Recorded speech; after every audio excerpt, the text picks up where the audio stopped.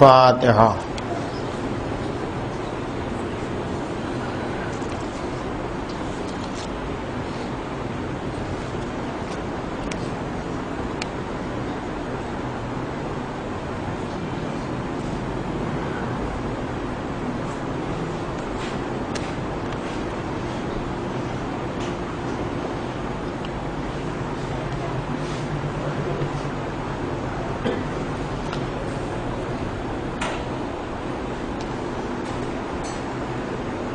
اعوذ باللہ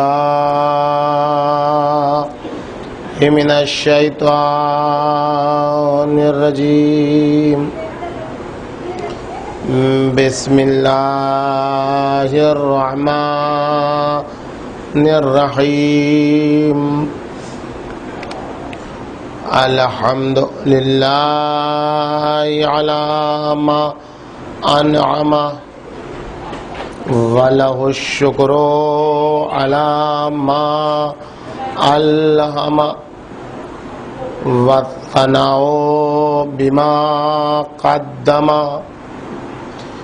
مِنْ عُمُومِ نِعَمٍ ابْتَدَاهَا وَسَبُغِ آلَاءٍ أَسْدَاهَا وَتَمَامِ مِنَنٍ وَالَاهَا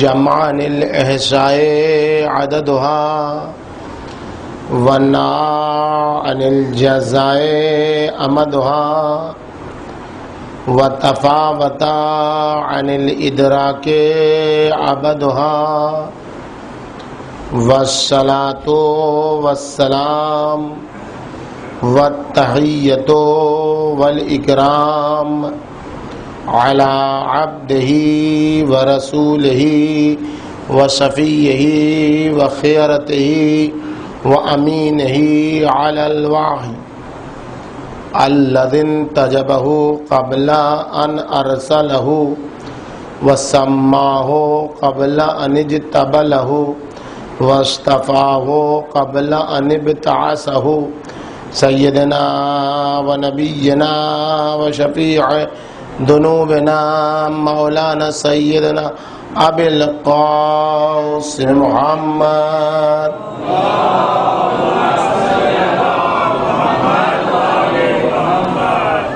وعلی بنتہ و بضعتہ و شجنتہ و روحہ التی بین جنبیہ التي يقال في السماء النورية السماوية الحانية الراضية المرضية المجتهدة المضطهدة مقهورة حقها مغصوبة إرثها مرضودة ضلعها فاطمة الزهراء سلام الله عليها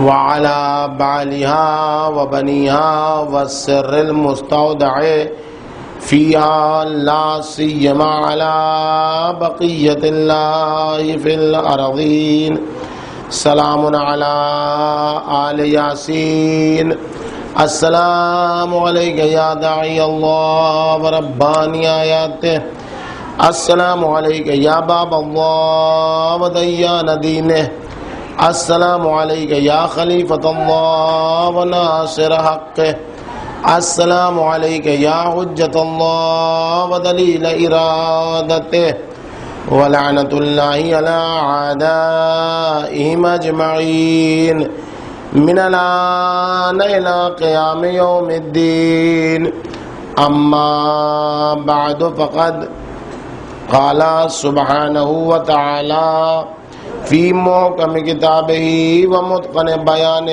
وقولہ الحق قال ربکم ادعونی استجب لکم ان الذین یستکبرون عن عبادتی سیدخلون جہنم داخرین۔ صلوات بھیجیے محمد والا۔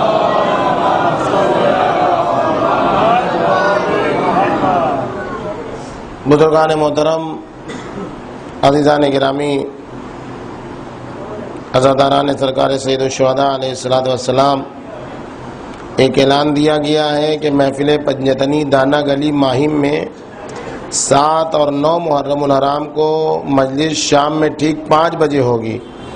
مجلس کو مجھے ہی خطاب کرنا ہے، آپ تمام مومنین سے شرکت کی گزارش ہے۔ 7 اور 9 محرم الحرام کو شام میں ٹھیک 5 بجے دانا گلی ماہم میں مجلس سے ادا ہوگی۔ آپ لوگوں سے گزارش کی گئی ہے، خطاب بھی میرے ہی ہوگا۔ ایک صلوات بھیجیے پر محمد و آل محمد۔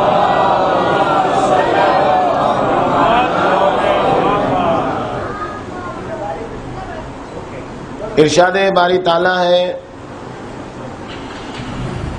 کہ تمہارا رب کہتا ہے کہ مجھ سے دعا مانگو، میں تمہاری دعا کو قبول کروں گا۔ اور پھر آواز آتی ہے کہ جو لوگ میری اس عبادت سے تکبر کا اظہار کریں گے، غرور کا اظہار کریں گے، انہیں عنقریب ذلیل و رسوا کر کے جہنم میں ڈال دیں گے۔ مسلسل آپ کی خدمت میں اسی آیت شریفہ کے ذیل میں دعا کی عظمت و اہمیت اور سرکار سید الشہداء امام حسین علیہ السلام کی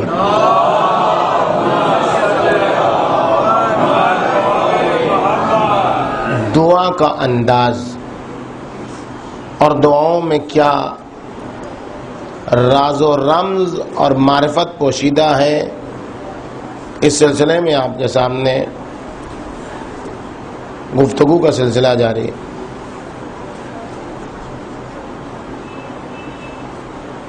آیت شریفہ میں ارشاد ہوتا ہے قال ربکم، تمہارا رب کہتا ہے۔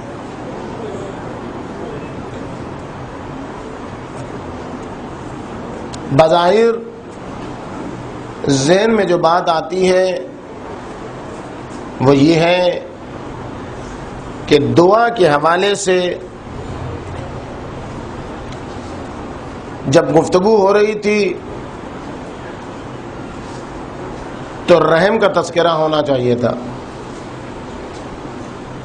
کرم کا تذکرہ ہونا چاہیے تھا، قدرت کا تذکرہ ہونا چاہیے تھا، کہ جس کی بنیاد پر دعا مانگنے والے کو ذرا سکون ملتا کہ ہاں چونکہ رحیم ہے اس لیے دعا مانگی جا رہی ہے۔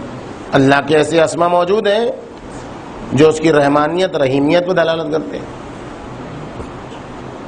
لہذا بظاہر ذہن میں یہ آتا ہے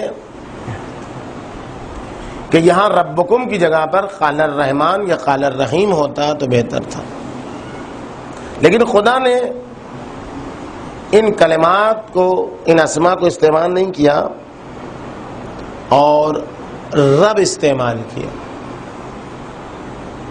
کیا فلسفہ ہے اس کا، کیا راز ہے اس کا کہ رحم کی گفتگو کو چھوڑ کر، کرم کی گفتگو کو چھوڑ کر رب کی لفظوں کو استعمال کیا گیا۔ قرآن ہے، خدا کا کلام ہے، جو کلمہ جہاں رکھ دیا گیا ہے اس کے علاوہ کوئی دوسرا کلمہ استعمال نہیں ہو سکتا۔ تو آخر کیا راز ہے رحمان کی جگہ پر، رحیم کی جگہ پر بظاہر یہ اچھا لگتا جو کلمہ رب استعمال کیا گیا؟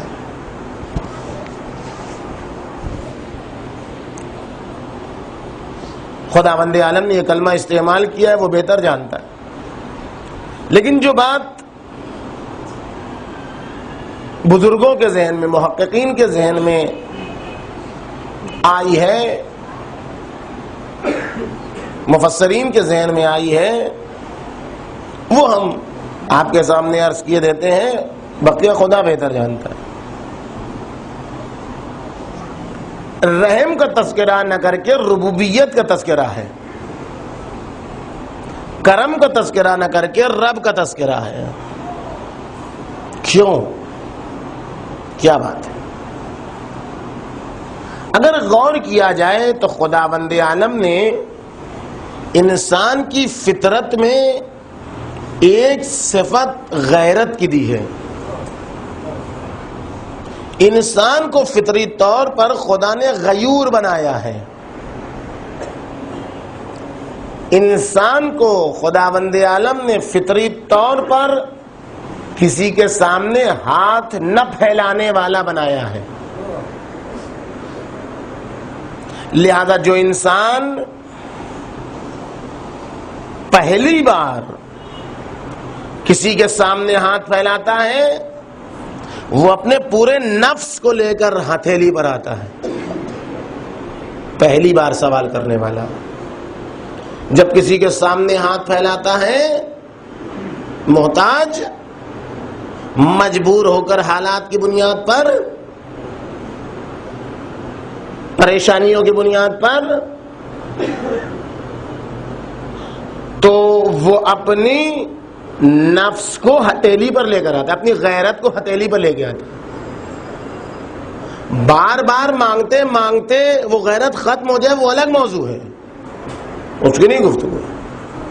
پہلی بار اسی لیے معصومین نے جب بھی مانگنے والے کو دیا تو مانگنے سے زیادہ دیا. جتنا مانگا اتنا نہیں دیا, بلکہ جب بھی دیا مانگنے والے کو اس کی طلب سے زیادہ دیا, اور اس کے باوجود بھی اظہار شرمندگی کی کہ ہم تمہارا حق ادا نہ کر سکے. کیوں؟ جب پوچھا مولا آپ نے تو اتنا دے دیا, آپ نے تو اتنا دے دیا, پھر آپ نے کیوں شرمندگی کا اظہار کیا؟ تو کیا فرماتے؟ وہ جس نفس کو ہتھیلی پر لے کر آیا تھا اس کے مقابلے میں ہم نے اسے کچھ بھی نہیں دیا. اور کنسپٹ جب چینج ہوتا ہے, تصور جب تبدیل ہوتا ہے, تو انسان کے مزاج میں تبدیلی آتی ہے. ہم جب یہ سمجھ کے دیتے ہیں یہ میرا مال ہے تو فقیر سے ہم شکریہ کی امید رکھتے ہیں. ہم نے جس کو اپنا مال دیا تو اب وہ میری چشم و ابرو کا اسیر ہو جائے. ہم نے جس کو کچھ پیسہ دے دیا اب وہ وہی بولے جو ہم چاہیں. ہم نے کسی کو 2 روپے 10 روپے 10,000 20,000 50,000 دے دیے, اب وہ وہی بولے جو ہم چاہیں. ذرا سا اس نے سر منہ فرق اختیار کیا تو اب اس کو تانے سننے ہوں گے. کیوں؟ اس لیے کہ ہم نے یہ سمجھا. آیت اللہ العظمہ امام خمینی علیہ الرحمہ کے پاس ایک شخص اپنا خمس لے کے گیا. ہم یہ سمجھتے ہیں خمس میرا مال ہے, ہم فقیر کو دے رہے ہیں, فقیر پہ احسان کر رہے ہیں. وہ جیسے ہم بولیں ویسے فتویٰ دے فقیر, جیسا میرا ماحول ہے میرے ماحول میں ڈھل جائے فقیر. لے کے گیا, خطیر رقم تھی, بھاری رقم تھی. لے کے گیا, آقا نے کہا کہ اسے جا کر دفتردار کو دے دو. دے دیا. اب اتنی خطیر رقم, اتنی بھاری بھرکم رقم لے کے گیا تھا تو اسے توقع تھی کہ وہ جو دفتر میں لکھنے والا تھا وہ کہے گا شکریہ, بڑا کرم کیا آپ نے, بڑا احسان فرمایا آپ نے, جی جی پھر آئیے گا. وہ کچھ نہیں, وہ لیا, اس نے رکھا, خدا پہ, اور وہ آ کے بیٹھا. وہ ایک کپ چائے جو سب کو ملتی ہے اس کو بھی مل گئی, جائیے خدا پہ. اب اس کے ساتھ جو دوسرے صاحب آئے تھے اس سے کہ بتائیے کتنی جو ہے وہ بے رخی, اتنا پیسہ لا کے دیا, ایک شکریہ بھی نہیں, کوئی خاطر مدارت بھی نہیں. اس نے جا کے امام خمینی سے کہہ دیا یہ جو آیا ہے اس کی یہ تمنا ہے. انہوں نے کہا اس کو بلاؤ. بلایا, ایک پرزی پر کچھ لکھا, کہا جس کو پیسہ دیا تھا جا کے اس سے پرزی دے دو. وہ گیا. اب وہ جو گیا اس نے پڑھا, اس نے جتنا پیسہ انہوں نے دیا تھا وہ سب واپس.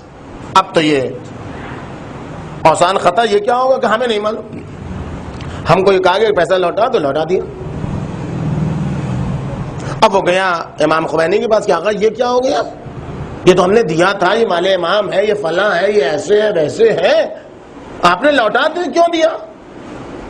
کہنے کہ تم نے دے کر یہ تصور کیا کہ مجھ پر احسان کر رہے ہو، میرا شکریہ ادا کرنا چاہیے، مجھے تمہارا شکریہ ادا کرنا چاہیے چونکہ تم مجھ پر احسان کر رہے، تم غلط فہمی میں ہو، تم اپنی گردن کا وبال میری گردن پر ڈال رہے ہو، تمہیں شکریہ ادا کرنا چاہیے کہ تمہاری گردن کا وبال اپنے سر لے لیا ہے.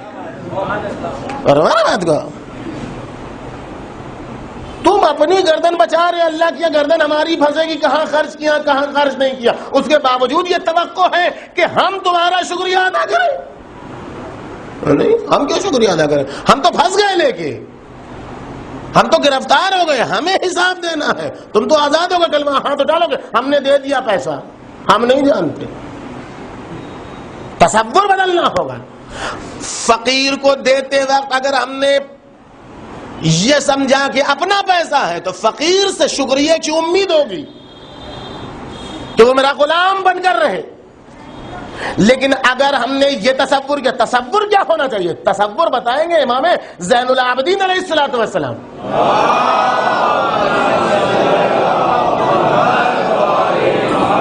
جب یہ تصور پیدا ہو جائے گا تو زندگی میں تبدیلی آ جائے گی. دینے والے کو دیا اور اس کے بعد اس کا شکریہ ادا کیا.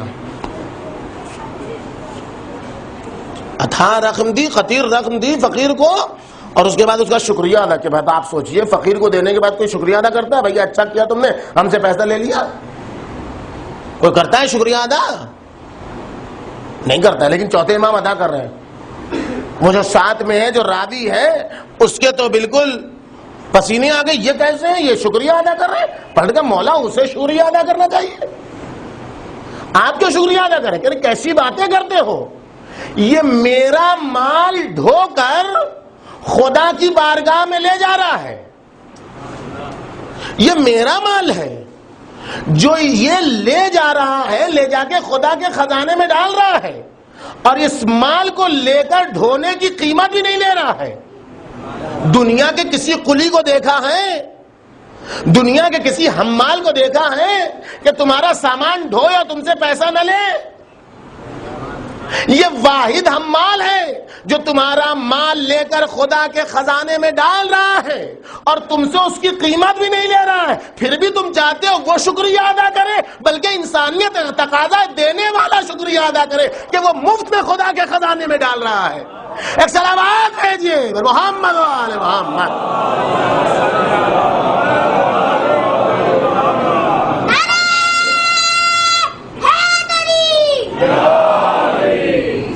کنسپٹ چینج کرنا ہوگا دینے والے کو. المال مالی، مال میرا مال ہے. والفقراء عیالی، فقراء میری عیال ہے. والامراء امنائی، امراء میرے امین ہیں، دولت مند میرے امین ہیں. تو اگر میرے امنا نے، میرے امیروں نے میری عیال کو مال دینے میں ذرا سا بھی رد و قد کیا، ذرا سا بھی پیش و پس کیا، ذرا سا بھی آگے پیچھے ہوئے، تو انہیں اوندھے منہ جہنم میں ڈال دیں. کیوں؟ اس کے مال تمہارا نہیں تھا، میں نے امانت دی تھی، لہذا تمہارے لیے ہے. تو مانگے کیسے؟ مانگنا غیرت کے اوپر ضرب لگاتا ہے. جس سے مانگ لیجیے. انسان کی طبیعت کا تقاضا غیرت ہے. مانگے کیسے کسی سے؟ جس سے مانگیے دے دے گا، برے وقت پر تانا دے دے گا. آج بڑے ترم خواہ بن رہے ہو، کل ہم ہی سے پیسہ لیا تھا. جس سے مانگیے گا برے وقت پر تانا دے دے گا. بھائی سے لیا، محلے والے تانا دے دیں گے، دیکھیے بھائی کا پیسہ ہے اینٹ رہے ہیں. چچا سے پیسہ لیا، ذرا سا دولت بڑھ گئی، دیکھیے چچا کے پیسے پر اینٹ رہے ہیں. بھئی اس کے چچا کا پیسے آپ سے کیا مطلب؟ وہ اینٹے چاہے کچھ ہو، آپ سے کیا مطلب؟ لیکن وہ دنیا کی فطرت ہے. اور خدا نہ کرے کسی کو سسرال سے سامان مل جائے. اللہ خدا نہ کرے کسی کو سسرال کا مال مل جائے تو پھر برے وقت پر بیوی بھی تانا دیتی، میرے ابا کے گھر میں بیٹھے ہم ہی کو برا کہہ رہے ہو، میرے ابا کے مال سے بزنس کیا ہم ہی کو برا کہہ رہے ہو۔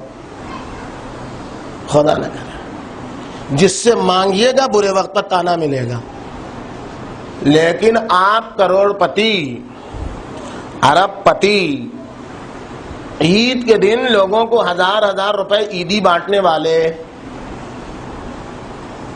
اور وہ بیوہ ماں جو سفید لباس میں ملبوس ایک سفید بچھی ہوئی چادر پر کنارے بیٹھی ہے، اس کے ہاتھ میں چھوٹا سا بٹوا ہے، 5 روپے کے بھی شاید سکے نہ ہوں، 1 روپے کے سکے دیا ہی ہم نے کہا ماں کو جو اس کے پاس رہے،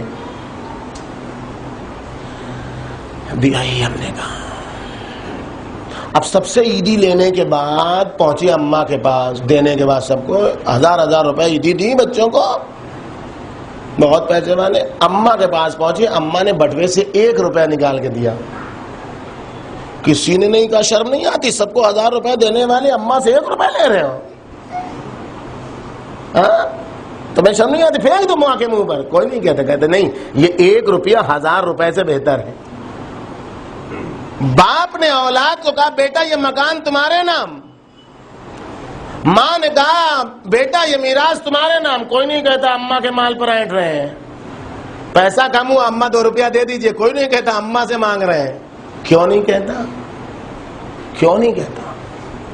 اس لیے کہ سب کو معلوم ہے کہ ماں اور باپ وہ ہیں جن کا وجود پر حق ہے، حق وجود ہے، ماں کا بھی اور باپ کا بھی۔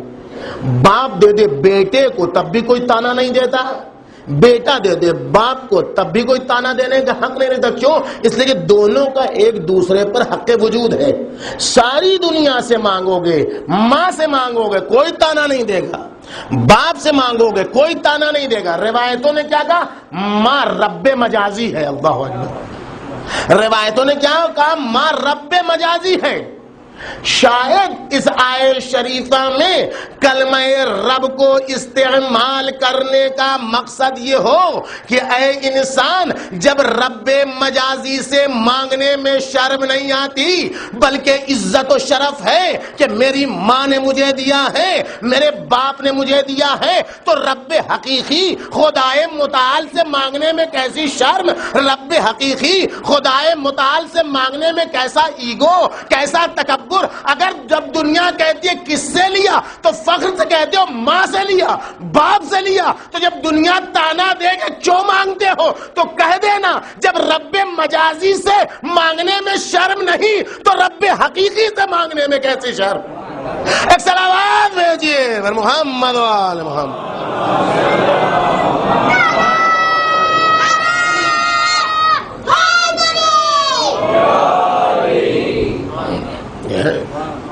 قال ربکم، جس کے یہاں جاؤ گے تانا ملے گا، یہاں آؤ گے عزت ملے گی، کسی اور سے مانگو گے تانا ملے گا، رب حقیقی سے مانگو گے عزت ملے گی۔ اللہ سے مانگو، جن سے اللہ نے کہا ہے ان سے مانگو تو عزت ملے گی۔ تمہارا رب کہتا ہے مجھ سے دعا مانگو۔ کیسے دعا مانگیں یہی بتائے گی دعائے عرفہ، جسے سید الشہداء امام حسین علیہ السلام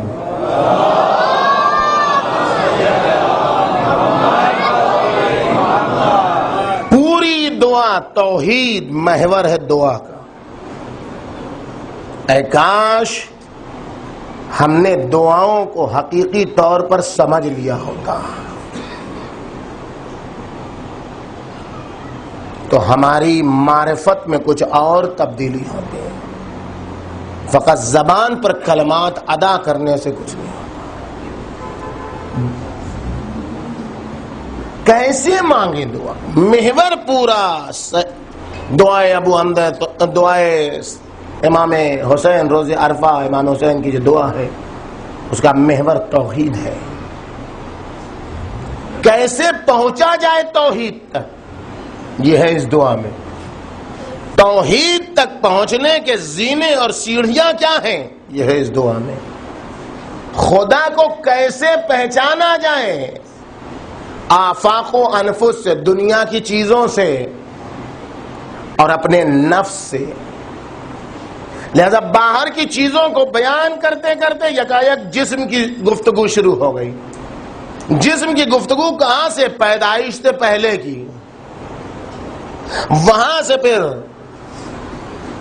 لبوں کی بناوٹ، ہاتھوں کی بناوٹ، آنکھوں کی بناوٹ، حلقوم کی بناوٹ، یہ پورے جسم کی اعضاء ہیں جس کو ایک ایک کر کے حسین ابن علی علیہ السلام بیان کر رہے ہیں دعائے رفع میں۔ یعنی پہچانو ان آثار سے خدا کو، لیکن یہ معرفت کا پہلا زینہ ہے کہ جو آثار کے ذریعے سے خدا نے کیا کیا دیا تو پہچانو۔ لیکن جب دعا اپنے معراجی مراحل کو پہنچتی ہے تو وہاں زینہ اور آگے بڑھتا ہے اور اب پلٹ جاتی ہے دعا۔ اب خدا سے پہچانو مخلوقات کو، معرفت ذات۔ جو آسمان پر گردن نہیں اٹھا سکتا وہ چاند کو پانی میں دیکھتا ہے، جس کی گردن ٹیڑھی ہوتی ہے اٹھا نہیں سکتا ہے، وہ جھک کے پانی میں چاند کا عکس دیکھتا ہے۔ لیکن جس کی گردن صحیح سالم ہو وہ ایسے آنکھ اٹھاتا ہے اور حقیقی چاند کو دیکھتا ہے۔ جن کی معرفت کی گردن ٹوٹی ہوئی ہے وہ صبح کے ذریعے سے، وہ درختوں کے ذریعے سے، وہ ہواؤں کے ذریعے سے، وہ فضاؤں کے ذریعے سے، وہ جسم کے ذریعے سے، وہ آنکھوں کے ذریعے سے، وہ ہاتھ کے ذریعے سے۔ لیکن جن کی معرفت کی گردن صحیح و سالم ہے وہ کہتے ہیں یا من دل علی ذاتہ بذاتہ، اے وہ ذات کہ جو اپنی معرفت خود رکھتی ہے۔ متا غبتا، تو چھپا کب تھا کہ دوسرے تجھے پہچانوائیں؟ تو چھپا کب تھا؟ تو غائب کب تھا؟ کس میں صلاحیت ہے جو تجھے پہچانوائے؟ تو ہے جو سب کو پہچانواتا ہے۔ جوش نے کہا، بہت ناز کیا جوش نے اس پر، اپنی اس معرفت پر، کہ ہم ایسے اہل نظر کو ظہور حق کے لیے اگر حضور نہ ہوتے تو صبح کافی تھی، ضرورت نہیں تھی ہمیں۔ رسول اللہ تو ان لوگوں کے لیے ہے جو معرفت نہیں رکھتے۔ ہم بڑے عارف ہیں، ہمارے لیے تو صبح کا اجالا کافی ہے اللہ کو پہچاننے کے لیے۔ بہت ناز کیا اور لوگوں نے بھی بہت اس کو ابھارا، واہ واہ واہ کیا جوش نے کہہ دیا، کیا معرفت۔ لیکن یہ جوش کی معرفت ٹوٹی گردن کی معرفت ہے جو صبح کے ذریعے سے خدا کو پہچان رہا ہے۔ معرفت حقیقی سرکار سید الشہداء کی معرفت ہے، زین العبا کی معرفت ہے، علی مرتضیٰ کی معرفت ہے، جو خدا سے دنیا کو پہچانواتے ہیں۔ یہ ہے دعائے رفع۔ اے کاش ہم نے توحید کو پہچانا ہوتا، اے کاش ہم نے معرفت حاصل کی ہوتی۔ اور اب فوراً ہی اپنی باتیں نہ کہہ دو بلکہ خدا کو اس کے اوصاف سے یاد۔ سب سے پہلا مرحلہ توحید کا، خدا کے سامنے جاؤ تو اس کو اس کے اوصاف سے یاد کرو۔ الحمدللہ، کل میں نے عرض کیا کیسے دعا مانگ رہے تھے مولا۔ انانیت کے ساتھ جاؤ گے تو قبول نہیں ہوگی دعا۔ بندگی کے ساتھ جاؤ، عاجزی کے ساتھ جاؤ، جھک کے جاؤ، گڑ گڑا کے جاؤ، فریاد کر کے جاؤ، آنسو بہاتے ہو۔ یہ کیسی دعا ہے کہ دعا سے پہلے اور دعا کے بعد کوئی اثر ہی نہیں دکھائی دیتا۔ کیسے پڑھ رہے ہو دعائیں؟ بار بار اس کی میں تکرار کر رہا ہوں، کرتا رہوں گا کہ دعاؤں کی کتابیں رکھنے سے دعا پڑھنے والا نہیں ہوتا انسان۔ 2 منٹ دعا پڑھے، دل کی گہرائی سے پڑھ لے، وہ کافی ہے۔ ترجمہ پڑھنے سے دعا نہیں ہوتی ہے، فقط ترجمہ پڑھنے سے، ترجمے کے ساتھ پڑھنے سے دعا ہوتی ہے۔ معرفت دعا شروع ہوتی ہے الحمدللہ الذی لیس لقضائہ دافع۔ حمد ہے اس خدا کی اب خود ہی بحث ہے حمد کی، یہ حمد میں جو الف لام ہے کیا ہے، سب چھوڑیے، باتیں بہت سنگین ہو جائیں گی. نہیں، حمد ہے اس خدا کی کہ جس کی قضا کو کوئی ٹال نہیں سکتا. قضا کسے کہتے ہیں، قدر کسے کہتے ہیں؟ خدا کا حتمی فیصلہ کوئی ٹال نہیں سکتا. یعنی دعا کا جو مطلع ہے، دعا جو شروع ہو رہی ہے وہ اس یقین کے ساتھ کہ تو اگر ہمارے حق میں صحیح فیصلہ کر لے، تو اگر ہمارے حق میں بہتر فیصلہ کر لے تو دنیا مل کر ہمیں ذلیل کرنا چاہے، دنیا مل کر اگر ہمیں برباد کرنا چاہے، دنیا مل کر اگر ہمیں پریشان کرنا چاہے تو ہمارا بال بھی بیکا نہیں کر سکتی ہے. لیسا لقضائہ دافع، اس کے فیصلے کو کوئی اے خدا، یعنی اس میں راز پوشیدہ. یہ کہنے کا مقصد فقط یہ نہیں ہے کہ جملہ ادا نہیں، بلکہ اس کے پیچھے پورا جملہ ہے. اے وہ خدا کہ جس کی قضا کو کوئی ٹال نہیں سکتا، جس کے حتمی فیصلے کو کوئی ٹال نہیں سکتا، تو میرے سلسلے میں بہترین فیصلہ کر جو میری دنیا کو بھی سنوار دے، جو میری آخرت کو بھی سنوار دے. جی ہے عظیم. اب جب یہ مرحلہ آیا تو یہیں پر ابھی دعا کی ابجد شروع ہوئی ہے، الف ب شروع ہوئی ہے، اے بی سی ڈی شروع ہوئی ہے، اور یہیں پر ایک اتنا بڑا اعتراض سامنے آ گیا کہ دعا کے جتنے تانے بانے بنے گئے اب تک 3 4 5 مجلسوں میں، وہ سب بکھر جائیں گے، ابھی منٹوں میں بکھر جائیں گے. اعتراض ہے، سنگین اعتراض ہے. تو میں نے کل یہاں تک پہنچ کے اسی لیے بات کو روک دیا تھا. اعتراض کا قانون یہ ہے کہ اعتراض کر کے جواب کو دوسرے دن کے لیے نہ چھوڑا جائے. جس دن اعتراض بیان کرو اسی دن جواب بیان کرو. اسی لیے کل میں نے یہیں پہ چھوڑ دی تھی بات، کیونکہ لمبی ہو جاتی بات. اعتراض، سوال علم میں نکھار پیدا کرتا ہے. کبھی بھی سوال سے نہیں روکنا چاہیے. 2 قسم کے لوگ ہوتے ہیں سوال سے روکنے والے، اور وہ دونوں قسم کے لوگ جانتے نہیں. ایک وہ ہوتے ہیں جو جھڑ کے نہ جانا چاہیے، سوال کرنے آئے ہیں، بہت معلوم ہے آپ کو کچھ، فلاں کتاب پڑھی ہے، جائیے پڑھیے فلاں کتاب. بڑے آئے سوال کرنے والے، کتاب پڑھے ہوتا تو آپ سے کیوں پوچھتا؟ وہ آیا ہی ہے اس لیے کہ اسے نہیں معلوم، آپ بتا دیجیے.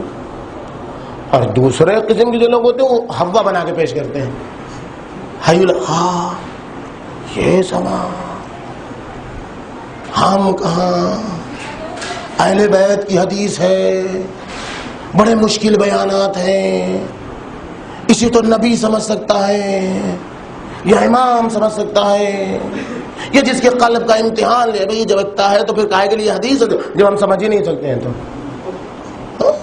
نہیں سوال نہیں، ایک دم چپ. سوال کرو گے دین کہاں دین ختم ہو جائے گا. سوال سے روکنا جہالت کی علامت ہے.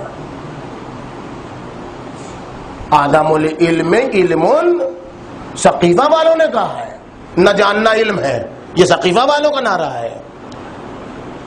خاندان علی مرتضیٰ کا نعرہ ہے کہ سوال علم کی کنجی ہے.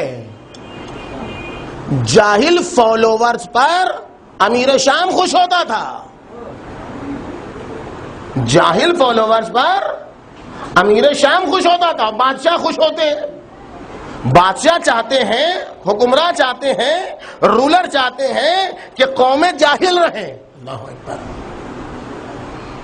اور ان کے بچے پڑھ لکھ لیں تاکہ ان کی نسلوں میں حکومت رہے. نیتا کا بچہ جاتا ہے آکسفورڈ پڑھنے کے لیے، امریکہ یونیورسٹی، لنڈن یونیورسٹی، کون یونیورسٹی، اور ملک کے بچے پڑھتے ہیں گورنمنٹ اسکول میں. کیوں؟ اس لیے کہ نہیں چاہتا ہے لیول برابر کا ہو. بس یہی فرق ہے حکمرانوں میں اور انبیاء میں. حکمراں، رولر، بادشاہ، نیتا کبھی نہیں چاہتا کہ قومیں صاحب علم ہوں، صاحب فضل ہوں. وہ ہمیشہ چاہتا ہے جہالت رہے تاکہ میری چودراہٹ چلے. جب تک ظالم رہیں گے، جب تک جاہل رہیں گے، اس وقت تک ظالم کی چودراہٹ چلے گی۔ فرعون کی حکومت چلی کب؟ جب مدرسوں کو بند کروا دیا، جب اسکولوں کو بند کروا دیا، جب جہالت پھیل گئی، تب کہا میں اللہ ہوں، سب نے مان لیا۔ لیکن علی مرتضیٰ کا خاندان و خانوادہ وہ ہے کہ جب امیر شام نے وہ اونٹنی والا واقعہ معلوم ہے نا آپ کو، جا کے تیری ماں سے کہا تھا جاؤ جاؤ جا کے علی سے کہہ دو میرے ماننے والے ایسے ہیں۔ امیر شام کو اپنی جاہل فوج اور جاہل نسل پر اعتبار تک، جب تک یہ جاہل رہیں گے ہماری حکومت چلتی رہے گی۔ جب پلٹ کے مولا نے جواب دیا تو کہا جاؤ کہہ دو تجھے تیرے جہل پر ناز ہوگا، مجھے ناز ہے، میرے طرفدار سلمان جیسے ہیں، بوذر جیسے ہیں، مقداد جیسے ہیں، عمار جیسے ہیں، تیری ماں جیسے ہیں، جس تمام میرے جہالت کا خوگر تو ہے، علم کے پرستار ہم ہیں۔ صلوات بھیجیے بر محمد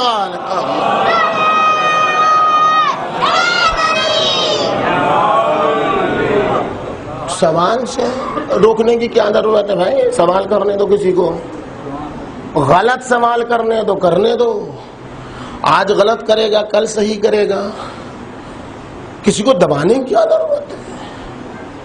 کسی کے اندر سے اٹھنے والے طوفان کو روکنے کے جتنا سوال ہوتا، یہ جتنے دشمنان اہل بیت ہیں، یہ علی مرتضیٰ کے فضائل کہاں سے آئے؟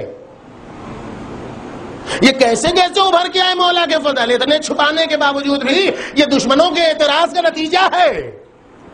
اگر یہ اعتراضات نہ ہوتے تو یہ قلم آگے نہ بڑھتے۔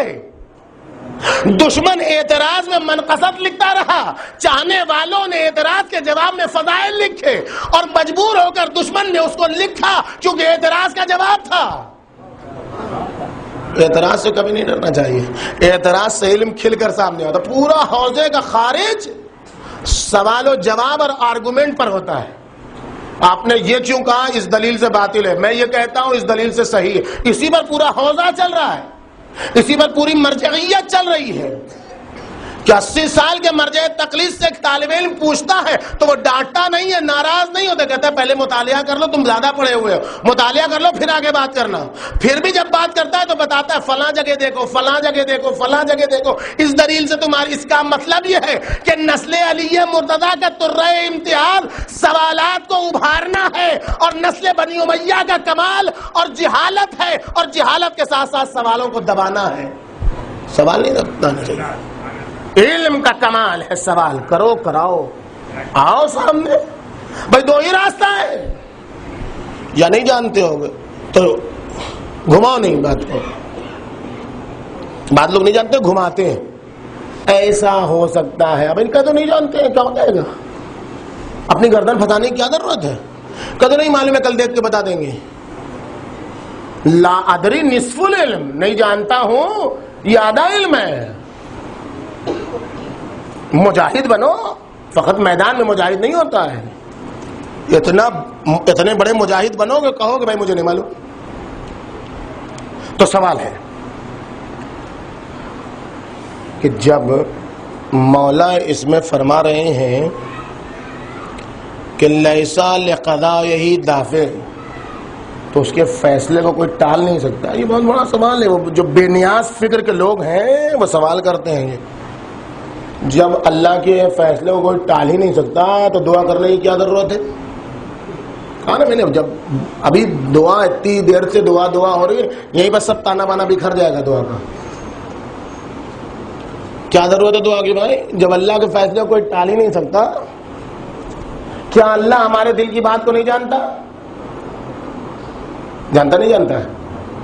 تو جب جانتا ہے تو پھر ہمیں کہنے کی کیا ضرورت ہے یہ دے دو، جانتا ہے خود ہی کر دے گا۔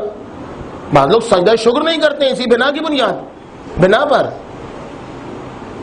کیا ضرورت ہے سجدہ شکر کرنے کی؟ اللہ سب کچھ جانتا ہی ہے کیا ہے ہمارے دل میں، خائنۃ الاعین کو جانتا ہے، وہ پلکیں جو جھپکا رہے ہیں کسی کو دیکھ کے خیانت میں، اس کو پہچان لیتا ہے وہ، آپ کے دل میں ما تخفی الصدور، دل میں جو چھپا ہوا ہے جان لیتا ہے وہ، پھر مانگنے کی کیا ضرورت ہے؟ پھر دعا کیا ضرورت ہے؟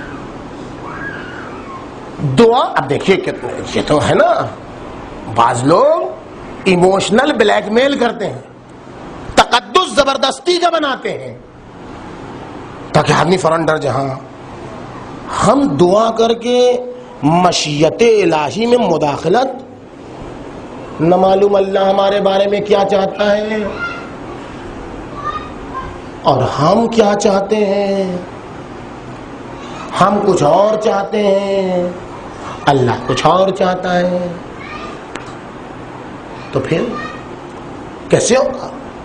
اس نے اگر میرے سلسلے میں کوئی فیصلہ کر لیا ہے تو پھر ہم دعا کریں تو فائدہ کیا؟ تو ہو کرے گا جو اس نے فیصلہ کیا. اور اگر ہم اس کی مشیت میں مداخلت کریں تو یہ تو بندہ ہونے کے ساتھ ساتھ خدا کے مشیت میں مداخلت، یہ تو کفر ہے. اور ایسے لوگوں کے پاس دلیل بھی خوب ہوتی ہے، ایسا نہیں ہے. اور دیکھیے ابراہیم کو، ابراہیم نے بھی دعا نہیں مانگی، مشیت میں مداخلت، یہ تو کفر ہے. اور ایسے لوگوں کے پاس دلیل بھی خوب ہوتی ہے، ایسا نہیں ہے. اور دیکھیے ابراہیم کو، ابراہیم نے بھی دعا نہیں مانگی، ابراہیم نے بھی دعا نہیں مانگی. کب نہیں مانگی؟ واقعہ نہیں مانگی، ایسی بات نہیں ہے. جو بات کہنے والا کہہ رہا ہے وہ اتنی ساری باتیں غلط نہیں ہیں. ابراہیم نے بھی دعا نہیں مانگی. کہاں نہیں مانگی؟ کہاں نہیں مانگی؟ جب جا رہے تھے نارے نمرودی میں، جب مرحلہ ہے آگ میں، جب جا رہے تھے آگ میں، بھڑکتی ہوئی آگ میں، تب فرشتہ آیا. اللہ کا حاجہ، آپ کو حاجت ہے؟ کہا ہے تو لیکن تم سے نہیں. تو کہا جس سے ہے اسے مانگ لیجیے. تو کہا جس سے مانگنا ہے وہ میرے دل کے رازوں سے مجھ سے زیادہ واقف ہے، اس سے مانگنے کی ضرورت نہیں. دعا نہیں مانگی. اب دیکھیے ذرا کیا بات. اب واقعہ نہیں کہ ابراہیم کا تذکرہ آ گیا تو ساری باتوں کو آپ دیکھیے. ایک آدمی کو جلانے کے لیے کتنی لکڑی چاہیے بھائی؟ ہمارا ہندوستان بتا دے گا کتنی لکڑی چاہیے ایک آدمی کو جلانے کے لیے. بہتر جانتے ہیں سب کتنی لکڑی چاہیے. ابھی آپ نے لیٹسٹ دیکھا کتنی لکڑی کی ضرورت تھی، جلا دیا، ختم ہو گیا کھیت. ہاں، تاریخ کہتی ہے 2 سال تک عورتیں منت مانتی تھیں کہ میرا فلاں کام ہو جائے گا تو ابراہیم کے جلنے کے لیے لکڑی دوں گی. کتنی لکڑی چاہیے بھائی؟ کتنا چاہیے ابراہیم کو جلانے؟ 2 سال تک لکڑیاں جمع ہوتی رہیں. یہ کچھ نہیں تھا، یہ سائیکولوجیکل وار تھا، یہ نفسیاتی جنگ تھی. ابراہیم اب بھی کہہ دو ایک نہیں ہے خدا. لکڑیوں کو دیکھو کہ خدا ایک نہیں ہے، بہت ہے. یہ 2 سال تک ابراہیم کو نفسیاتی جنگ سے 2-4 کیا گیا. اب بھی مان لو، اب بھی مان لو، اب بھی مان لو. کفر یہی کرتا ہے، اس میں اپنی کوئی طاقت نہیں ہوتی ہے. وہ ڈراتا ہے، وہ دھمکاتا ہے، وہ سائیکولوجیکل وار کرتا ہے، وہ نفسیاتی حربہ پیش کرتا ہے. اب شاید مان جائیں، اب شاید مان جائیں، اب شاید مان جائیں. لیکن بھول جاتا ہے کفر کہ اگر کفر کا ساتھی شیطان ہے تو موحد کا ساتھی خدا ہے. بھول جاتا ہے. اور یہ نام بدلتے ہیں تاریخ کے ساتھ، کردار نہیں بدلتے ہیں. جس طریقے سے کل کفر کا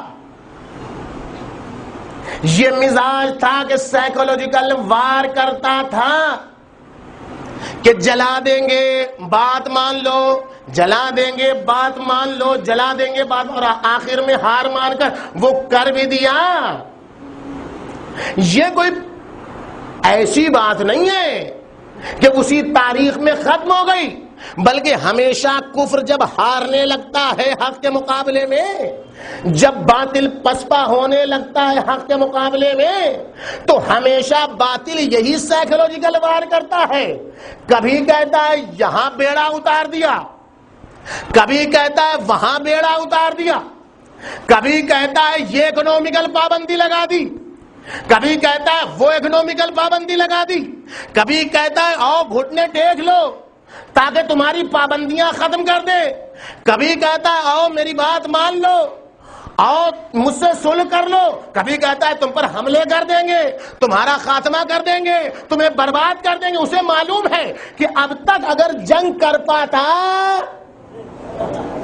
تو ایران کو اب تک بھسم کر چکا ہوتا، لیکن نہ کرنا اور بار بار دھمکیاں دینا اس بات کی دلیل ہے کہ نسل نمرودی ابھی بھی سائیکولوجیکل وار کے سلسلے میں اسی طریقے سے گامزن ہے جیسے کل نمرود تھا، لیکن وہ بھول گیا کہ جس طریقے سے کل نمرود ایک چنگاری سے جل گیا تھا اور جناب ابراہیم بچ گئے تھے، نسل ابراہیم کے مجاہد آج بھی زندہ ہیں نسل نمرودی کو پسپا کرنے کے لیے۔ صلوات بر محمد و آل محمد۔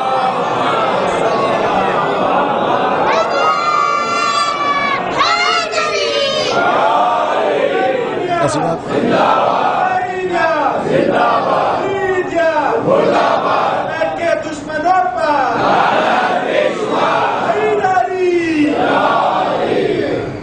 ایک صلوات بھیجیے بر محمد و آل محمد۔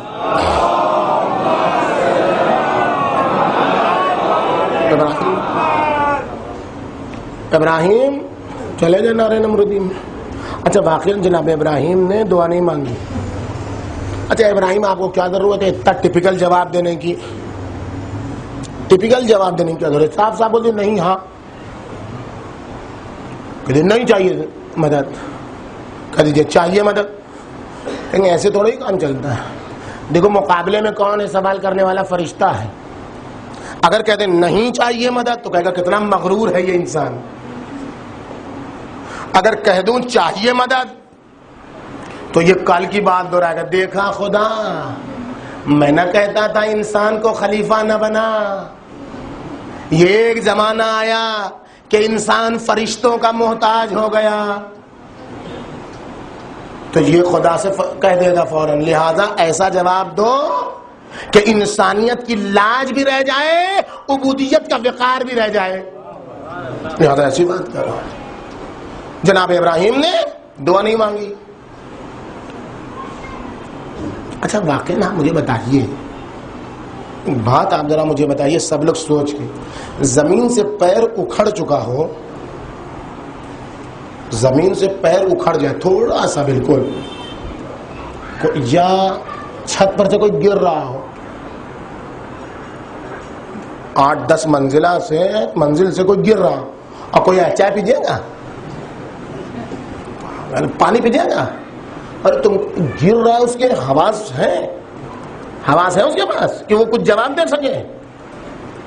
جیسے ہی زمین سے پیر اکھڑا، زمین اونچائی سے نیچائی کی طرف آنے لگا انسان فضاؤں میں، ویسے ہی ذہن ساتھ چھوڑ دیتا ہے۔ ابراہیم تم کو منجنیق میں ڈال کے گھمایا گیا ہے، اللہ اکبر، ابراہیم تمہیں منجنیق میں ڈال کے گھمایا گیا ہے، ذہن کام نہیں کر رہا ہے، زمین پر قدم نہیں ہے، فضاؤں میں گھوم رہے ہو، فرشتے کو اتنا نپا تلا جواب کیسے دے رہے ہو؟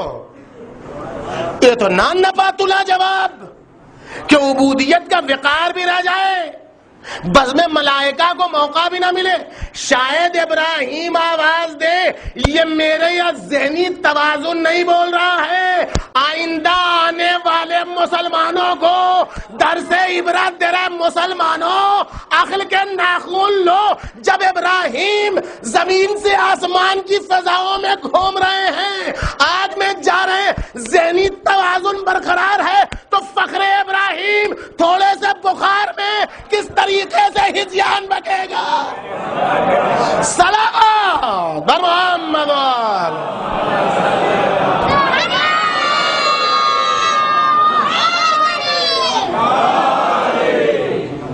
اس کا مطلب یہ ہے کہ یہ تہمت لگانے والا یا تو ہجیان بک رہا ہے یا تو کافر ہے، اس کے علاوہ دوسرا کوئی راستہ نہیں۔ ابراہیم کا عمل مسلمانوں کو دعوت فکر ہے، اچھا تو ہو گئی بات، اعتراض ہو گیا، بس طیب جناب ابراہیم کا تذکرہ اگر چھوڑے تو پھر تو وہ اشرا ہی پورا ہو جائے، اتنا تو جانا نہیں آگے، اپنے مقصد پر آنا ہے۔ تو ہو گئی بھائی بات کہ جناب ابراہیم نے دعا نہیں مانگی، بس دعا نہیں مانگنا چاہیے، اس لیے قضاء الہی میں ٹانگ کون اڑائے، مداخلت کون، لیکن نہیں، کہنے والے نے جتنی بات کہی، عربی میں شعر ہے، حفظت شیئا وغاب عنک اشیاء، ایک چیز تم نے یاد کر لی، بہت ساری چیزیں تم بھول گئے، تمہیں یہ ایک چیز یاد رہی۔ سب سے پہلا جواب تو یہ کہ جس خدا کا یہ کہنا ہے کہ اس کا فیصلہ کوئی ٹال نہیں سکتا، اسی خدا نے یہ فیصلہ سنایا ہے کہ مجھ سے مانگو۔ واقعیت بھی یہی، اگر خدا نے نہ کہا ہوتا تو ہم جیسے گناہگاروں کو پناہ کہاں ملتی؟ واقعاً اگر خدا نے یہ راستہ نہ کھولا ہوتا، ہم اپنی طرف سے تھوڑی دعا مانگتے ہیں اپنے دل سے، ہمیں حکم ہے کہ مانگو تو مانگ رہے ہیں۔ کیسا کریم ہے، کیسا رحیم ہے، کیسا مہربان ہے کہ خود کہہ رہا ہے۔ سب سے پہلا جواب یہ کہ خدا کے فیصلے کو کوئی ٹال نہیں سکتا، جس کے فیصلے کو کوئی ٹال نہیں سکتا اسی نے فیصلہ کیا ہے کہ مجھ سے مانگو، اور فقط یہ نہیں کہا ہے کہ مجھ سے مانگو، بلکہ کہا جو نہیں مانگے گا اس کی خیر نہیں ہے، وہ متکبر جہنم میں جائے گا۔ اس کا مطلب یہ کہ دعا نہ مانگنے والا فیصلہ الہی سے ٹکرا رہا ہے۔ دعا مشیت الہی میں مداخلت ہوتی اگر اس کا حکم نہ ہوتا، اور یہ میں نہیں کہہ رہا ہوں، یہ صحیفہ سجادیہ اٹھا کر پڑھیے تو معلوم ہوگا، کاش ہمیں دعاؤں کی عادت ہو گئی ہوتی۔ پھر یہاں پر رک کے میں کہوں، ایک سے ایک نوحہ خواہ، اللہ سلامت رکھے ان کی آوازوں کو، تمام اہل بیت اطہار پر نوحہ پڑھنے والے ہیں، اہل بیت اطہار چاہنے والوں کی آوازوں کو خدا سلامت رکھے۔ کتنے نوحہ پڑھنے والے، ایک سے ایک آواز، ان کو دے دیجئے دعا، اسی ترنم میں، اسی درد میں دعا پڑھ دو، پھر دیکھیے کیا ہوتا ہے۔ سب تو آگا درد ہی نہیں رہتا، ایسے پڑھا جاتا ہے جیسے لگتا ہے کہ سپر فاسٹ ٹرین جا رہی ہو، جس کو آتا بھی ہے پڑھنا وہ ایسے پڑھتا ہے جیسے بالکل سپر فاسٹ ٹرین، اور درد کہاں، اور وہ لگن کہاں، اور وہ ترنم کہاں، کچھ بھی نہیں، سب ختم۔ اے کاش ہمارا معاشرہ دعاؤں کو ایسے پڑھتا کہ جس طریقے سے نوحے سننے سے آنسو آتے ہیں ویسے دعا سننے سے آنسو ٹپکتے ہیں۔ ہوگا، ایسا نہیں ہے، جتنی چیزیں ہوئی ہیں وہ بھی ہوئی ہیں، یہ بھی ہوں گی۔ زہرا کے لال حسین ابن علی نے ایسی ہی دعائیں عرفہ پڑھی ہیں کہ آنسو ٹپک رہے تھے، زمین گیلی ہو رہی تھی، اور دعائیں عرفہ کے کلمات زبان سے نکل رہے تھے۔ چوتھے امام نے صحیفہ سجادیہ میں کہا، اے خدا تو نے دعا کا نام عبادت رکھا ہے، بس اپنے دل سے نہیں مانگتے دعا، اس کے حکم سے مانگتے ہیں دعا۔ تو نے دعا کا نام عبادت رکھا ہے، اور دعا نہ مانگنے والے کو جہنم کا وعدہ دیا ہے، اور اسے متکبر کہا ہے۔ تو اب تیرے حکم پر ہم دعا مانگ رہے ہیں تو تو ہماری دعا قبول کر۔ دیکھیں یہ ہے دعا کا کنسپٹ، مداخلت نہیں ہے، فرما برداری ہے، مداخلت نہیں ہے، بندگی ہے۔ اچھا یہ ابراہیم کے مسئلے کو بھی حل کر دیا جائے۔ جناب ابراہیم نے دعا نہیں مانگی، یہ بالکل صحیح ہے، لیکن قرآن مجید میں جناب ابراہیم کی کم از کم 10 دعائیں ضرور ہیں۔ جہاں کوئی اچھا موقع آیا فوراً ہاتھ اٹھا دیا، خانہ کعبہ بنایا دعا کے لیے ہاتھ اٹھا دیا، امامت ملی دعا کے لیے ہاتھ اٹھا دیا۔ تقریباً 10 دعائیں ہیں جناب ابراہیم کی جو قرآن میں موجود ہے۔ بس کہنے والے کا یہ اعتراض کہ جناب ابراہیم نے بھی دعا نہیں مانگی، غلط ہے، مانگی جناب، ہاں وہاں نہیں مانگی جہاں کہنے والے نے کہا یہ سچا نہیں مانگی۔ کیوں نہیں مانگی؟ 10 کے آس پاس دعائیں ہیں، لیکن آگ میں جاتے وقت، بیٹے کو ذبح کرتے وقت دعا نہیں مانگی۔ کیوں؟ دعا کا وقت معین ہے، دعا کا ماحول معین ہے. دعا کا معصوم نے کہا جو چیزیں تمہارے اختیار میں دی گئی ہیں اس کو تم اگر صحیح طریقے سے انجام نہ دو اور دعا مانگو تو تمہاری دعا قبول نہیں ہوگی. کسی کو قرض دو اور نہ لکھواؤ اور پھر وہ تمہارے قرض کو ادا نہ کرے، دعا مانگتے رہو، قبول نہیں ہوگی، کیونکہ شریعت نے راستہ بتایا تھا.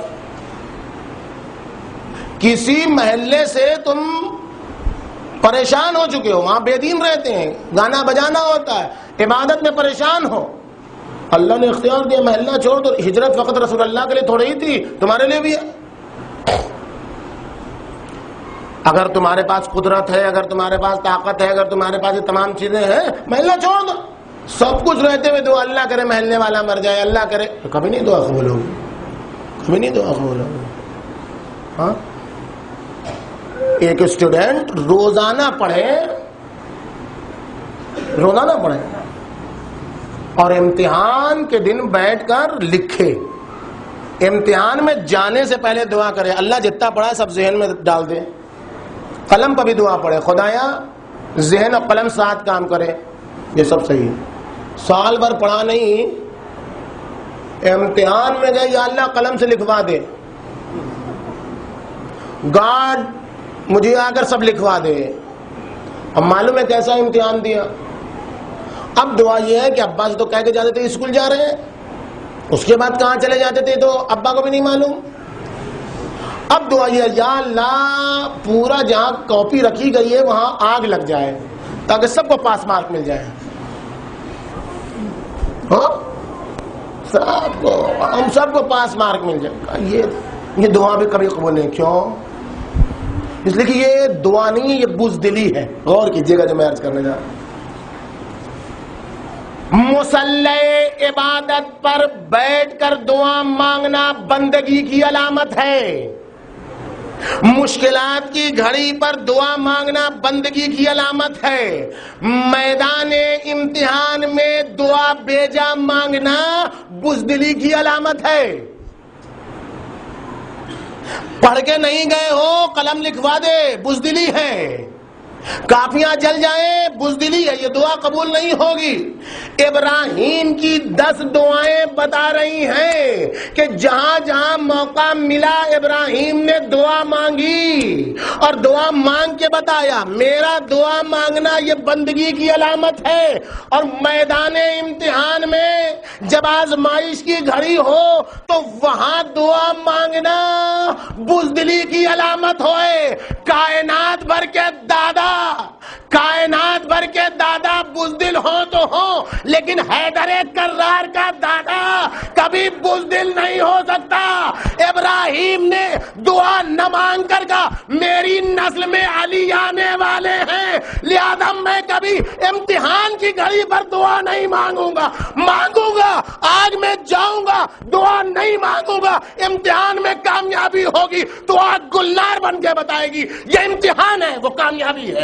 صلوات بر محمد.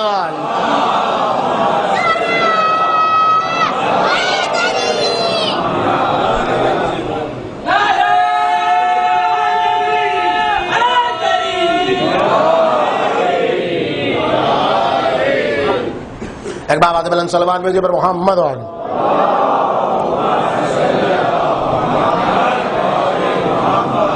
مرحلہ امتحان میں دعا نہیں مانگی جاتی ہے. مرحلہ امتحان میں کہا جاتا ہے خدا پائے ثبات میں لغزش نہ آئے، لہذا ابراہیم سب جگہ دعا مانگیں گے، آگ میں جاتے ہوئے دعا نہیں مانگیں گے. کیوں؟ اس لیے کہ یہاں امتحان سے ہار ماننا ہے نہیں، یہاں خدا کے حوالے کر دینا ہے. تو جو چاہے. بیٹے کے گلے پر چھری ہے دعا نہیں مانگیں گے، تو جو چاہے کر. امتحان ہے، دمبا لا دے یہ تیری ذمہ داری، ہماری ذمہ داری گلے پر چھری چلانا ہے.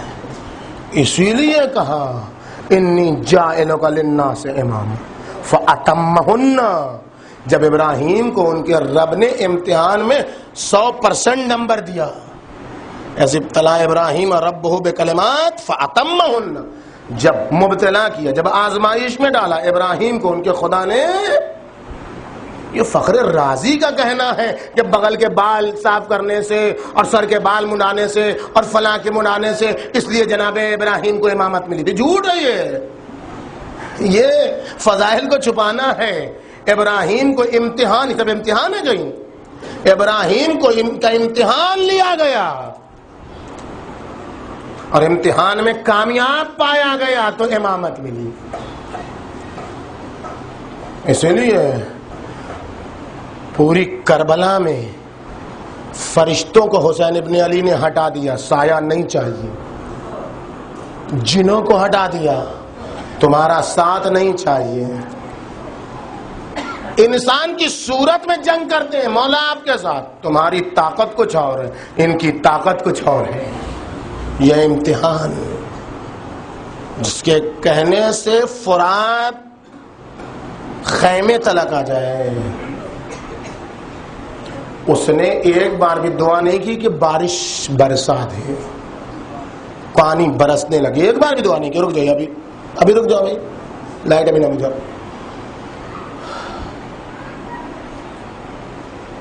نہیں دعا مانگی، کیوں؟ اس لیے کہ مرحلہ امتحان ہے، اس لیے کہ آخر میں نفس مطمئنہ کی آواز آنی ہے، امتحان میں کامیاب ہوتے جاؤ۔ ہاں بلایا ضرور ہے، کس کو بلایا؟ اے کاش یہ موضوع عشرے کا موضوع قرار پائے کہ کربلا میں خواتین کا کردار، کربلا کے شہداء کی کامیابی میں افسوس کہ شہداء کربلا میں اصحاب کا تذکرہ ختم ہو چکا، لیکن کچھ باتیں تو مجھے پیش کرنی ہیں آپ کو۔ اے کاش ہم نے اپنی زبان امام حسین ابن علی علیہ السلام کی زبان کی طرح بنانے کی کوشش کی ہوتی۔ جوانوں، شوخی میں بھی گالی نہ بکا کرو۔ حسین نے عبید اللہ ابن زیاد کو بھی گالی نہیں دی ہے، اللہ اکبر، پہچانو۔ شوخی میں بھی کسی کو گالی دینا اہل بیت اطہار کو پسند نہیں ہے، چھجائے کہ علماء کرام کو گالی دینا، چھجائے کہ مراجع اعظام کو گالی دینا۔ الا ان الدغی ابن الدغی قد رکضنی بین اثنین عبداللہ وسلہ، آگاہ ہو جاؤ، بلائے ہوئے باپ کے بلائے ہوئے بیٹے نے، صاف صاف مولا کہہ سکتے تھے آگاہ ہو جاؤ، کہ بدکار باپ کے بدکار بیٹے نے کہہ سکتے تھے، ولد الزنا باپ کے ولد الزنا بیٹے نے کچھ نہیں کہتے، نہیں، زبان تطہیر کی زبان ہے، وہ گندا ہے، ہم اپنی زبان گندی نہیں کر سکتے ہیں۔ مولا کائنات کو یہ پسند نہیں کہ امیر شام کو گالیاں دی جائیں۔ اللہ اکبر، جب امیر شام کے لشکر والوں نے گالیاں دینا شروع کی مولا کائنات کے لوگوں کو، تو چاہنے والوں کا مولا اجازت ہے گالیاں بکیں؟ کا نہیں، خبردار کسی کو گالیاں نہ دو، ان کے جو برے اوصاف ہیں، ان کے جو برے کارنامے اسے بیان کرو، گالیاں نہ دو۔ گالیاں اوچھوں کا ہتھیار ہے، پست کردار لوگوں کا کام ہے گالی دینا، سڑک چھاپ لوگوں کا کام ہے گالی دینا، شرفا گالی نہیں دیتے ہیں۔ کربلا کی تاریخ زبان سے حسین ابن علی جو دوسرے مذہب کے تھے، فقط آئینہ دکھا دو، کبھی کسی کو کچھ نہ کہو۔ دیکھو یہ بھی آئینہ ہے، یہ بھی آئینہ ہے، یہ دو آئینے ہیں، دیکھ لو۔ تم میں اگر رمق حیات باقی ہوگی، تمہارے اندر اگر تھوڑی سی انسانیت باقی ہوگی تو خود اچھی چیز کو پسند کر لو گے۔ زہیر ابن خین عثمانی مذہب تھے، کوئی تعلق نہیں تھا، خیمہ الگ الگ بنا رہے تھے، خیمہ الگ الگ، تاکہ امام حسین علیہ السلام کے ساتھ ایک ساتھ پڑاؤ، ایک ساتھ منزل نہ آئے، ایک جگہ آ گئی منزل۔ اور وہ سارا واقعہ آپ کو معلوم ہے کہ امام نے پیک بھیجا اور لقمہ ہاتھ میں رہ گیا، اور جیسے سر پر طائر ہو، کچھ سمجھ میں نہیں آ رہا تھا، بھیج دیا پیک کو۔ بیوی نے کہا کیا کہتے ہو؟ کہ نہیں ہمیں نہیں جانا. کہیں فرزند رسول بنا رہا ہے. یہ ہے خاتون کا کردار. کربلا میں زہیر کو جام شہادت پلانے میں کارنامہ ہے اس زوجہ کا جس نے اس کو عثمانی مسلک سے حسینی مسلک میں تبدیل کر دیا. یہ اس خاتون کا کردار ہے. اگر یہ خاتون نہ ہوتی تو کربلا میں زہیر کو امام زمانہ کا سلام نہ ملتا. اور اب گئے زہیر, چلے آئے. کیا کہا تھا امام حسین نے؟ عام طور پر نہیں بیان ہوتا ہے, لیکن میں اپنے استاد کے حوالے سے اسے بیان کر رہا ہوں. انہوں نے بیان کیا معتبر روایتوں سے. کیا کہا امام حسین علیہ السلام نے جو اتنا زیادہ؟ کوئی 1 گھنٹے کی مجلس پڑھی, 1 گھنٹے کی تقریر کی, کوئی دعا پڑھ کے پھونک دیا ذہن بدل جائے؟ ذہن پر کوئی جادو کر دیا تھا؟ کیا کیا تھا؟ 10 بار انا انزلنا پڑھا تھا, 20 بار سورہ حم پڑھا تھا؟ کیا کیا تھا؟ کچھ نہیں کیا تھا, کچھ نہیں کیا. فقط ایک جملہ, زہیر مجھے پہچانتے ہو؟ اللہ. یہ ہے, میں یہی کہتا ہوں کردار اہل بیت کی تبلیغ کی ضرورت نہیں ہے. غور کیجیے گا اس جملے کو. اہل بیت اطہار کی تبلیغ کی کسی کو ضرورت نہیں ہے.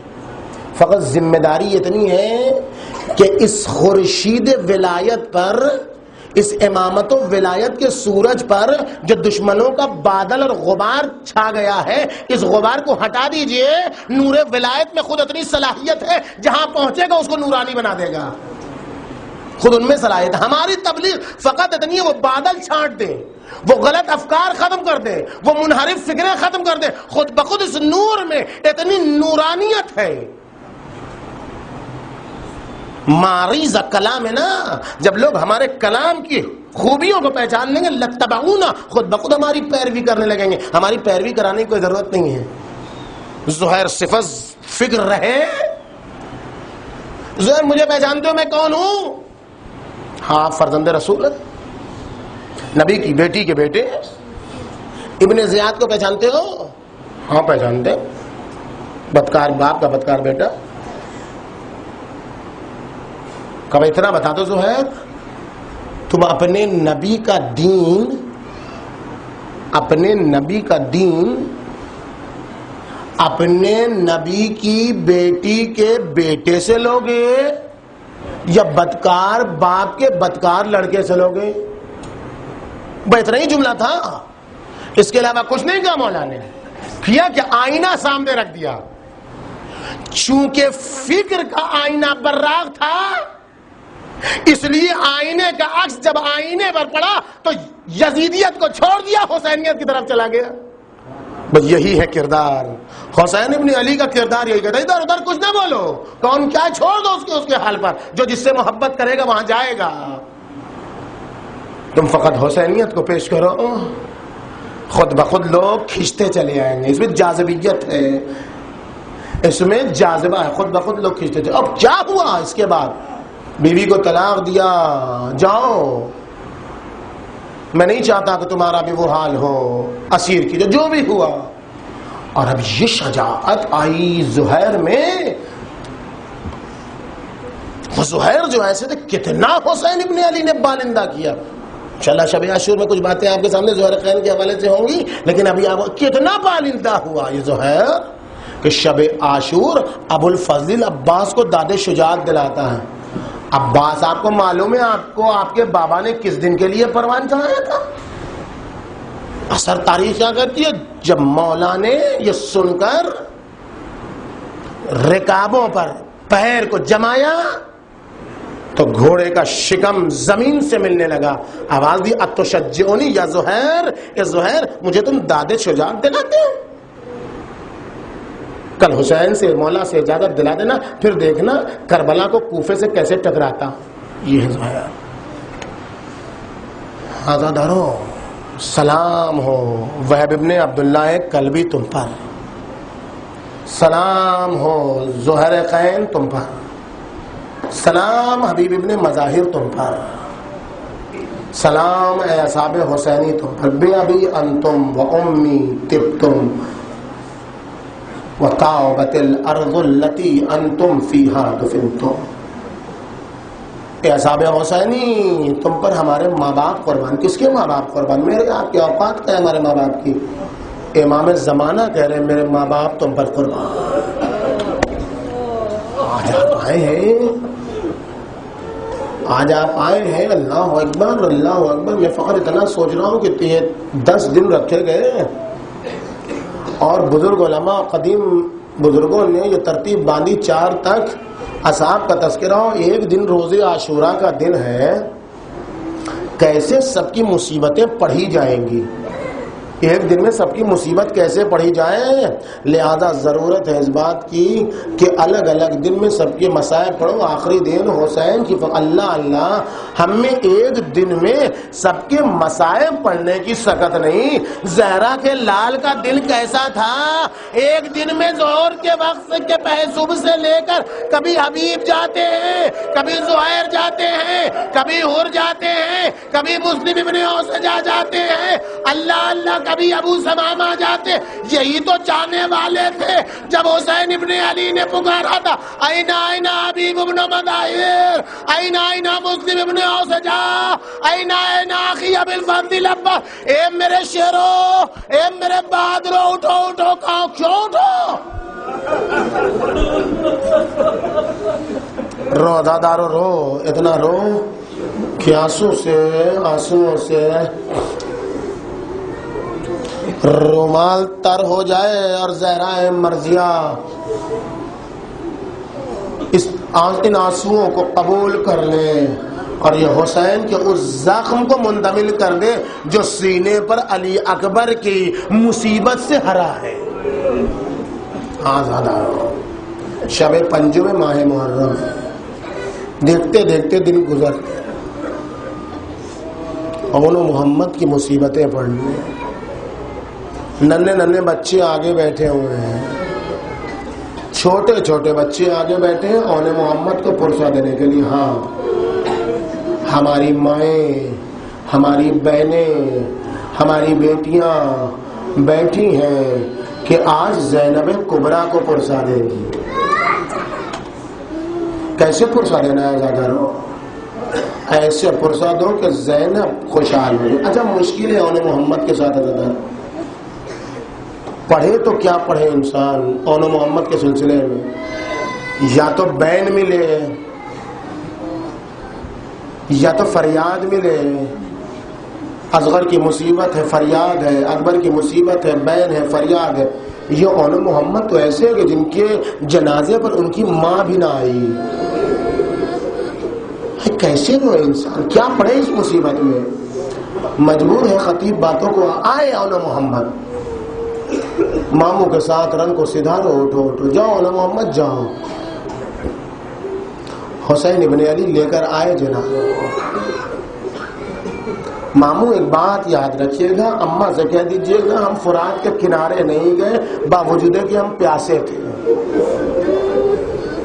حسین ابن علی لے کر آئے جنازے کو، لیکن زینب نہیں دکھائی دیتی. حسین کو غش پر غش آ رہا ہے لیکن زینب کبریٰ دکھائی نہیں دیتی. ارے میری بہن کہاں گئی؟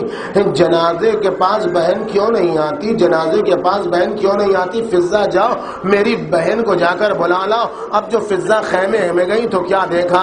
زینب کبریٰ مصلی عبادت بچھائے بیٹھی ہے. اے میرے اللہ تیرا شکر میری قربانی قبول کر لی. اے میرے مالک تیرا شکر میری آبرو بچا لی. میرے اللہ تیرا شکر میرے اون محمد فرات تک نہ گئے. میرے اللہ تیرا شکر ان بچوں نے میرے دودھ کی لاج رکھ لی. ارے اگر میرے بچے فرات کو چلے گئے ہوتے تو میں رباب کو کیا جواب دیتی کہ اصغر ابھی تک پیاسا ہے؟ بیوی چلیے نہیں جاؤں گی. مولا حسین کو یہ خیال آئے گا کہ میں نے بچوں کو زینب کے قتل کروا دیا، میری وجہ سے بچے شہید ہو گئے. مولا کو شرمندگی نہیں بی بی چلیے. حسین کو اون محمد کی لاش پر غش آ رہے ہیں. لو زینب نے جیسے ہی سنا بھیا کو غش آ رہے دوڑتی ہوئی پہنچی. اے میرے بھیا حسین، ارے غش کی کیا ضرورت ہے؟ یہ تو فدیہ تھا جو تم پر قربان ہو گیا. جزاکم اللہ خیر الجزا. لوزدار حسین شہید ہو گئے. لیکن زینب کبریٰ نے آنسو اون محمد پر نہیں بہائے۔ 11ویں کو جب زینب لٹ کے جانے لگی تو خود کو حسین ابن علی پر گرایا، اون محمد کی لاش پر نہیں گرایا۔ لو اہل حرم کا لٹا ہوا قافلہ کوفے پہنچا، حسین کا سر دیکھا، گریہ وزاری کی، اون محمد پر ماتم نہیں کیا۔ زینب شام پہنچی، واہ حسینہ واہ مظلومہ، اون محمد پر ماتم نہیں کیا۔ شام کے زندان میں رہی لیکن ماتم نہیں کیا اون محمد پر، رہائی ملی ماتم نہیں کیا۔ سرائے شہداء آنے لگے، زینب نے اون محمد پر گریہ نہیں کیا۔ مورخ پریشان ہے، یہ کیسی ماں ہے، یہ کیسی ماں ہے، کیسی ماں ہے، اس کی ممتا کا باندھ ٹوٹتا کیوں نہیں ہے، یہ اپنے فرزندوں پر آنسو کیوں نہیں بہاتی؟ لیکن شاید زینب جواب دے، فرض ہے جو روکے ہوئے ہے، زینب نہیں رو سکتی اس لیے کہ زینب حسین پر روئے گی۔ لو عورتوں نے پوچھ ہی لیا، اے بیویوں یہ بتاؤ کیا ان 2 بچوں کی مائیں مر گئی ہیں؟ میں اتنا سننا تھا کہ ایک بار زینب کبریٰ طلب گئی، نہیں بیویوں یہ ان بچوں کی مائیں نہیں مری ہیں، ان بچوں کی مائیں زینب موجود ہے، ماں زینب موجود ہے، لیکن اتنا بتا دو ارے اپنے بچوں پر رو یا حسین پر رو؟ اگر کرم ماں نے پوچھ دیا زینب میرے لال پر نہ روئی تو کیا جواب دوں؟ لو عزادارو ختم ہو رہی ہے مجلس، آمادہ ہو جاؤ۔ زینب مدینے پہنچی، مدینہ تو جدنا لا تقبلینا فبالحسرات والاحزان جینا، نانا کے مدینے ہمیں قبول نہ کرنا۔ روضہ رسول پر آ کر روضہ رسول کی جالیوں کو سنبھالا، نانا زینب سنانی لے کر آئی ہے، نانا حسین کا کرتا لے کر آئی ہے، نانا پھر اون محمد کی مصیبتیں نہیں، اب زینب ہے اور گھر ہے، واہ حسینہ واہ مظلومہ واہ غربتہ۔ یکایک ایک دن عبداللہ آئے، اے سید سجاد گھر ویرانہ ہے، گھر ویرانہ ہو رہا ہے، پھوپھی سے کہیے گھر کو چلی جائے۔ سید سجاد آئے، پھوپھی اماں پھوپھا آئے تو کہہ رہے گھر ویرانہ ہو رہا ہے، گھر چلی جائیے۔ حکم امام حکم شوہر پا کر زینب کبریٰ گھر میں داخل ہوئی، عبداللہ گھر میں نہیں تھے۔ سنو عزادارو ختم ہو گئی مجلس، جتنا رو سکتے ہو آج دعا مجلس کے بعد نہیں کراؤں گا، مجلس سے پہلے ہی دعا کرائے دیتا ہوں۔ خدایا ان آوازوں پر اپنی رحمت نازل فرما، خدایا ان آنسوؤں کو قبول فرما لے۔ زینب کبریٰ کا تذکرہ نکل گیا، کہا جاتا آمین بآواز بلند جب آواز دی جاتی ہے تو خدا کہتا ہے میں نے قبول کر لیا۔ وہ بھی اتنا مجمع، کہتے 40 لوگ مل کر اگر کوئی دعا کرتے ہیں تو وہ دعا قبول ہوتی ہے، یہاں 40 سے زیادہ لوگ ہیں، مل کر دعا کریں گے تو قبول ہوگی۔ وہ بھی تذکرہ کس کا؟ بآواز بلند آمین کرے۔ بھائی ایک دعا، آج اون محمد کی شہادت کی مجلس ہو رہی ہے، بس ایک دعا کرتا ہوں، یہ دعا مل گئی تو سب کچھ قبول ہو جائے گا۔ زینب کبریٰ کا تذکرہ نکل گیا، میرے مالک تجھے واسطہ ہے سیدہ مرضیہ کی ٹوٹی ہوئی پسلیوں کا، تجھے واسطہ ہے، تجھے واسطہ ہے، تجھے واسطہ ہے حسین کے کٹے گلے کا، تجھے واسطہ ہے علی اصغر کے چھدے ہوئے گلے کا، تجھے واسطہ ہے علی اکبر کے چھلنی جس سینے کا، تجھے واسطہ ہے، تجھے واسطہ ہے سکینہ کے اس کرتے کا، تجھے واسطہ ہے سکینہ کے اس کرتے کا جو کربلا سے شام تک دروں کی اذیت سے پیٹ سے چپک گئے تھے، تجھے واسطہ ہے زینب کبریٰ کے اس پریشان بال کا جو کربلا سے کوفے سے شام تک گئی، ارے اس پریشان بالوں کا واسطہ امام زمانہ کے ظہور میں تعجیل فرما۔ بس ایک بار زینب گھر میں آ کے بیٹھ گئی، زینب گھر میں آ کے بیٹھ گئی، گھر میں عبداللہ نہیں تھے، گھر میں عبداللہ نہیں تھے۔ گھر میں عبداللہ داخل ہوئے، کیا دیکھا؟ ایک ضعیفہ ہے جو گھٹنے میں سر دے کر بیٹھی ہوئی ہے، واہ حسینہ واہ مظلومہ واہ غربتہ کا آواز دی، اے بی بی کیوں میرے گھر میں بدشگونی کر رہی ہو؟ میرا گھر عزاخانہ بنا ہوا ہے، میرا گھر عزاخانہ بنا ہوا ہے، کیوں میرے گھر میں اس طریقے سے فریاد کر؟ سر اٹھایا عبداللہ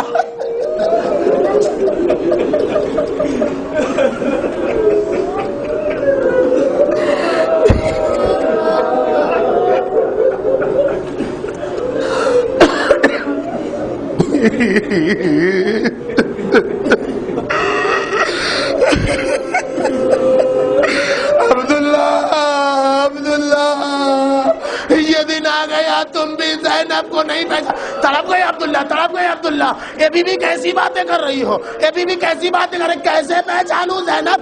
جب گئی تھی تو سر کے بال سیاہ تھے، قامت کشیدہ تھی، ارے جب لوٹی ہو تو سر کے بال سفید ہے، قامت کمیدہ۔ عبداللہ ارے جس کی آنکھوں کے سامنے 18 شہید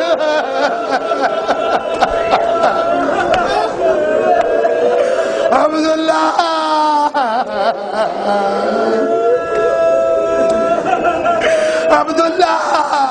عبداللہ جس کی آنکھوں کے سامنے 18 شہید ہو گئے ہو، جسے رولا رولا کے شہید کیا گیا، ارے اس کے بعد پر عبداللہ نے تلوار کھینچی، میں ختم کر دوں گا، میں مار ڈالوں گا۔ عبداللہ تم تو فقط سن رہے ہو، زینب نے سب کو جم لیا۔